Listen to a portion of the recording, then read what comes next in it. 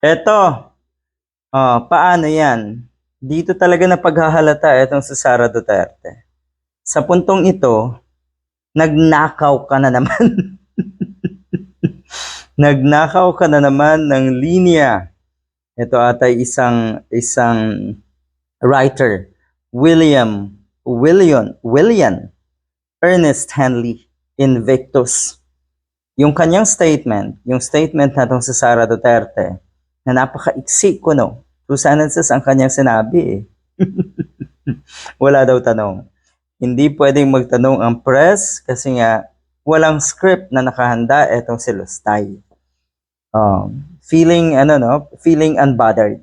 Pero makikita mo na bothered silang lahat. Mahuhuli yan. Huling-huli etong grupo ni Sara Duterte na aligaga.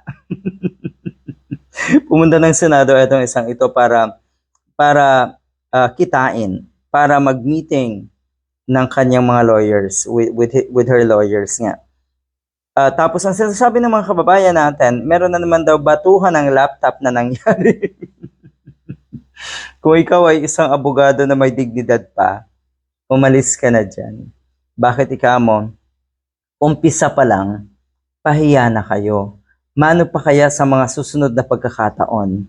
Mano pa kaya kung ang sumalang na ay Attorney Leila de Lima, sina Attorney Chel Jokno, at yung iba pang magagaling na abogado, yung mga batang kongresista na abogado rin, katulad ni Ridon.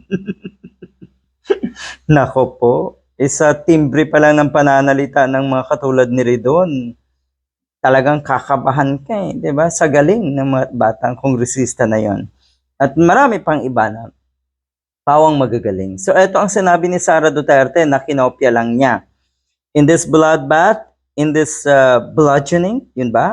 Ang sound nun, I will be blooded but unbowed. Yun pala ay kinopya nga na itong si Sara Duterte sa isang poem ba ito? Or kung ano man, anyway.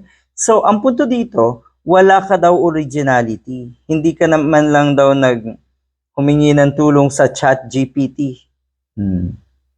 Nakakaya, no? So, dito pa lang, ito yung pinagmamalaki nyo. Ito yung gusto nyong maging presidente, na lahat ay peke. Peke na nga yung kanyang pagiging abogada ko, no? Peke pa yung kanyang, yung tipong akala mo ay may kakayahan talaga na mamuno ng ating bansa. Wala, peke yan.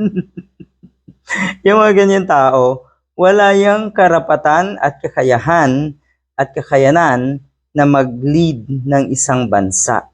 Si Sara Duterte, Diyos ko po,